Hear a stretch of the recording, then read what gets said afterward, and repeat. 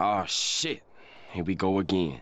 You might have looked at the title of this video and thought, well, no shit, you're an Assassin's Creed channel. And yeah, that's a fair point. But the reason I'm hopeful about the next mainline entry being Assassin's Creed Hexe isn't just because it's another Assassin's Creed game. Sure, that's always cool I guess, but because of what we know about the game so far, based on the rumoured information. Now of course we're still pretty early. The game is a long way away, and the information we have right now is very limited, and most importantly these are rumours / insider information, so a grain of salt is definitely needed to be taken. We know the basic time frame of the game, which studio within Ubisoft is developing it, the protagonist's name, a bit of gameplay information, and a few extra tidbits here and there. I'm feeling pretty hopeful, and by the end of this video, maybe you'll be feeling the same way too. So with all that out the way, let's get into it.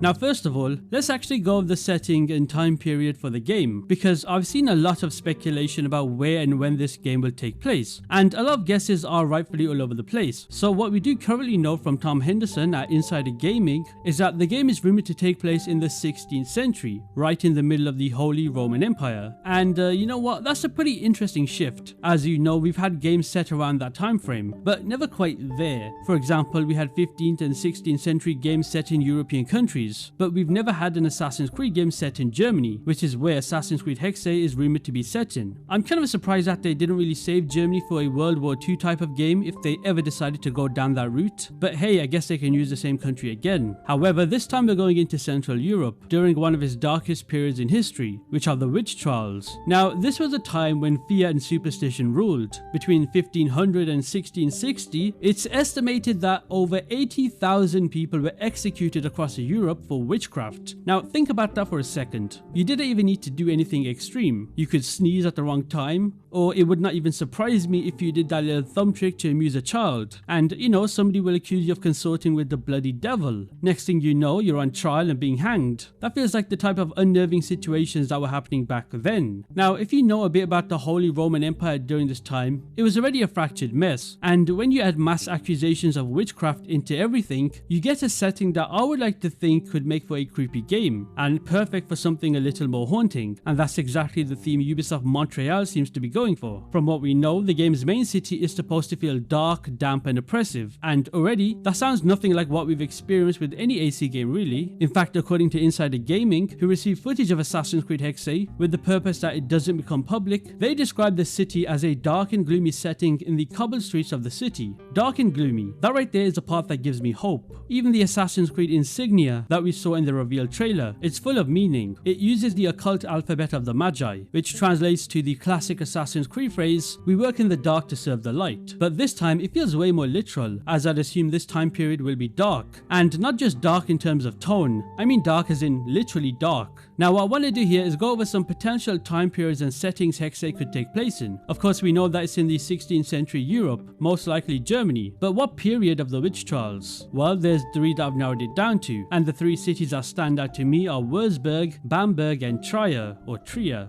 Let's start with Würzburg. Now Würzburg's witch trials did not begin until the 1620s, which is slightly after the 16th century time frame mentioned in the rumoured Insider Gaming article, but it's still well within the time period of mass hysteria Hexe seems to be drawing from. This city in southern Germany became the site of one of Europe's deadliest witch hunts. Under the rule of Prince Bishop Philip Adolf van Ehrenberg, nearly 900 people were executed in just a few short years. The victims essentially ranged from poor farmers to nobles, priests and even children. I do think this is probably the darkest one, as there's historical events out there where even children were victims, all because their mothers were accused of being witches. So you can imagine the scale of this purge is pretty insane, and you can easily picture how they might turn it into a setting for Hexe. Then there's Bamberg, about an hour's ride from Würzburg. Bamberg's own witch trials reached their peak just a few years later. Here, Prince Bishop Johann George Fuchs von Dorheim, whose name I just completely obliterated, earned the nickname the Witch Bishop. He even built a prison specifically for interrogating and torturing accused witches. Over 1,000 people were executed, nobles, mayors, even city council members. Now what makes Bamberg practically kind of chilling for Hexe is how organized it was. The purge that they did were more calculated and coordinated, coordinated instead of random acts of violence. This might sound a bit random and irrelevant as hell, but you know, if you watch the Vampire Diaries, think the calculated purges of vampires back then, but of course not with vampires. And again, I do think it fits quite well for Assassin's Creed Hexe, especially the dark vibe they're trying to go for. And then there's Trier, arguably where it all began. Now this city saw one of the earliest and most infamous witch hunts in Europe. Between 1581 and 1593, over 300 people were executed. The trials here were driven by religious tension. So this time there were Jesuits, Catholic leaders, and you know, political authorities that all worked together to root out so-called heresy. If you recall back to Shadows, there are Jesuits in the game, and Assassin's Creed Shadows and Hexe are kind of close in terms of when they're set.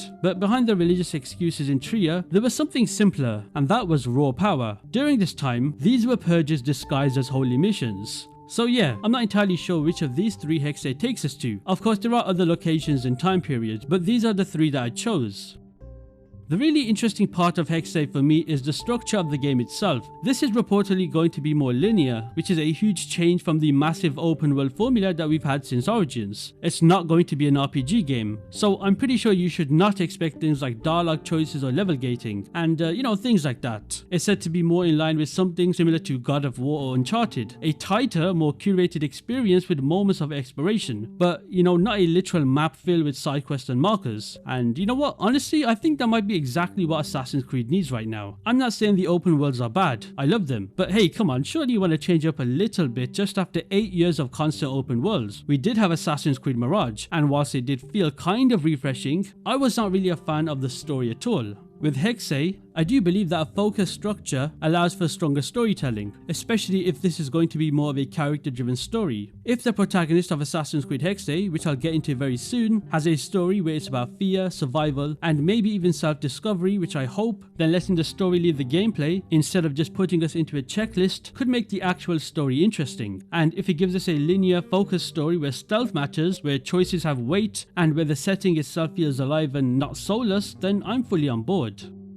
Now let's move on to the protagonist of Assassin's Creed Hexe, a woman named Elsa. And no, I know you're thinking, not the frozen lady, okay? Now details about Elsa are still limited, but from what we know, she does seem like she's going to be a very different kind of Assassin's Creed protagonist. In fact, I believe she's the first solo female protagonist we've had since, actually it's the first one in the mainline games. We did have Xiao Jun and also Aveline, but in terms of mainline games, Elsa will be the first one. Now she might not even be an assassin in the traditional sense, at least not at first, and to be honest I do hope she is, and that it's also a story about self-discovery. I've really been wanting Assassin's Creed Hexe to bring back a protagonist who feels like a classic assassin, somebody who literally lives by the creed, who wears the robes, who uses the hidden blade, and actually follows the tenets. Assassin's Creed Shadows tried to lean into that with Nawe, but it feels like she wears the robes without fully understanding their meaning. In fact, look at the missions in which where we get those robes. There's no deep meaning behind it. Nawe kills without restraint, and the philosophy behind the Brotherhood gets lost in the background. The main story has her avenging and finding a relic, not realizing anything about the Brotherhood, that is until the very end. So if anything, it feels like Nawe is cosplaying as her mother, whereas in the older games, playing as somebody bound by a code, somebody who had to constantly weigh their actions, made the story feel personal. These weren't superheroes with mythological powers, they were grounded, focused, and that made every decision feel important. Recent games have leaned heavily into RPG stuff and larger than life powers, and while that can be fun, it comes at the cost of the franchise's identity. I miss being part of a secret order. A traditional assassin protagonist brings that feeling back, and with Hexe's dark paranoid setting, there's so much potential to tell a focused, stealth-driven story that truly honors the roots of the franchise. And with who's working on the game, which I'll get into later in the video, I kind of have a feeling that we'll be getting that. That said, we know Elsa is different. The leaks say that she has supernatural abilities, and leaked footage shows her being hunted by 16th century German soldiers. In fact, they use this image on screen to reference what those soldiers look like.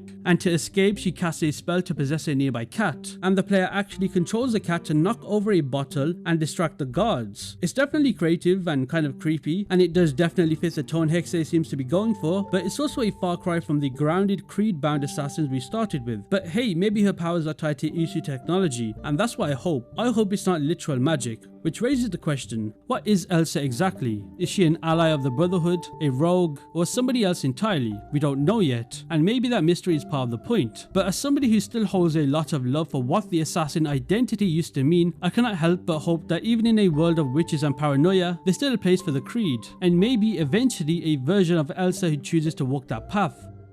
Let's talk about what really excites me when it comes to Assassin's Creed Hexe, and that's the lore potential, not just the witch trials or the supernatural themes on the surface, but the deeper stuff, the kind of weird, ancient, East-related meta-story that Assassin's Creed used to be so good at having in its games. And one of the big reasons I'm hopeful about this is because Hexe is being made by Ubisoft Montreal. Now, if you know the franchise well, you already understand why that matters. Montreal has consistently made the best Assassin's Creed games in my opinion. Assassin's Creed 1, 2, Brotherhood, Unity, Black Flag, Origins, and there's Valhalla, I guess. Now, while I didn't like Valhalla, I can respect Montreal's approach to it because they still respected the lore. Compare that to Quebec, and yes, it's a different story. No shade to Quebec at all, but it often feels like they want to make other games entirely, and just so happen to be stuck with the Assassin's Creed IP. Syndicate tried to copy Arkham's combat, it introduced the rope launcher that basically skipped over parkour, and Assassin's Creed Odyssey, while I loved it and it was very fun, it barely felt like I was playing a game with the Assassin's Creed name in the title. It leaned more into Greek mythology, and lore-wise, Quebec just doesn't seem as invested.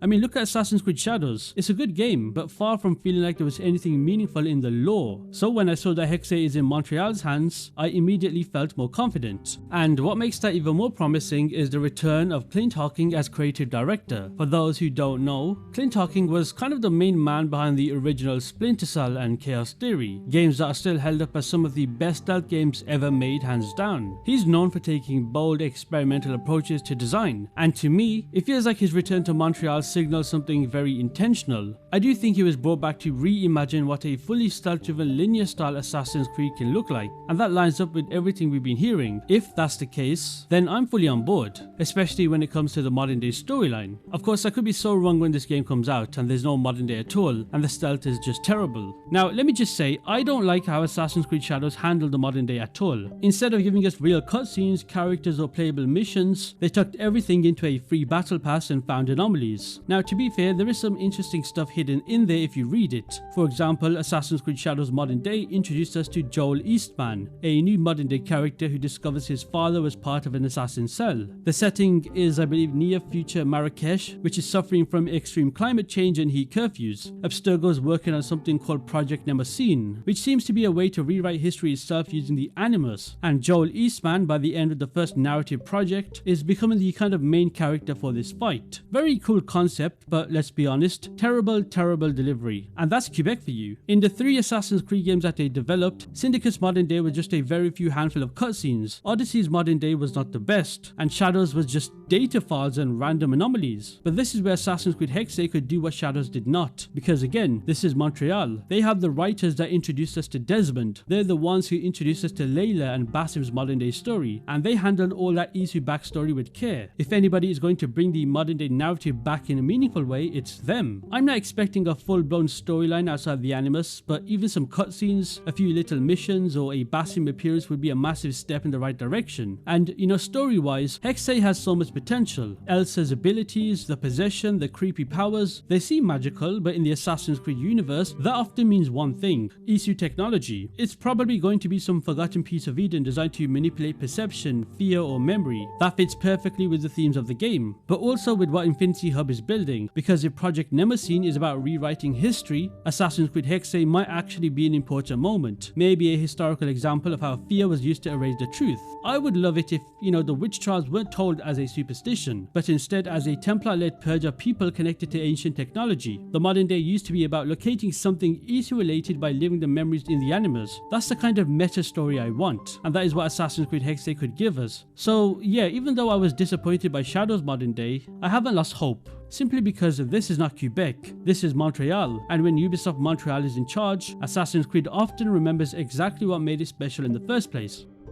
So after everything I've talked about, the setting, the tone, the lore potential, here's where I stand on Assassin's Creed Hexe. I'm genuinely hopeful, not blindly hyped, not setting expectations through the roof, but cautiously optimistic, especially in a way that I haven't felt about Assassin's Creed in a while. And for me, a lot of that comes down to the fact that Hexe feels like it's trying to do something different, but not different in terms of the massive open world RPG kind of way. Different in tone, different in structure, a smaller scale, more linear story set in one of the darkest periods of European history, dealing with fear, paranoia, and possibly forbidden knowledge. That is exactly the kind of refreshing take this franchise needs. I'm also hopeful because this is Ubisoft Montreal. I've talked about this already, but it's worth repeating. This is the team that's consistently shown that they care about the lore, about the structure of Assassin's Creed, about making things feel cohesive. That gives me way more confidence than if this was a Ubisoft Quebec-led project. Montreal has earned the benefit of the doubt. That said, I do have concerns. I hope the supernatural elements stay grounded in Assassin's Creed science fiction mythology, with the first civilization side of the game, and also the animals. I do hope stealth is actually meaningful and not a side option. And yeah, I really like some form of modern day content that is not locked behind a battle pass or limited to flavored text. It doesn't have to be Desmond level, but something playable at least. But overall, I think Hexe has the potential to be a real game changer, because it might finally give us a focused, atmospheric, lore-driven Assassin's Creed again. Something that has not been a thing since 2015, I believe, with Syndicate 10 years ago. Anyway, those are just my thoughts. Now I want to hear yours. What do you think about Assassin's Creed Hexe so far? Are you feeling optimistic,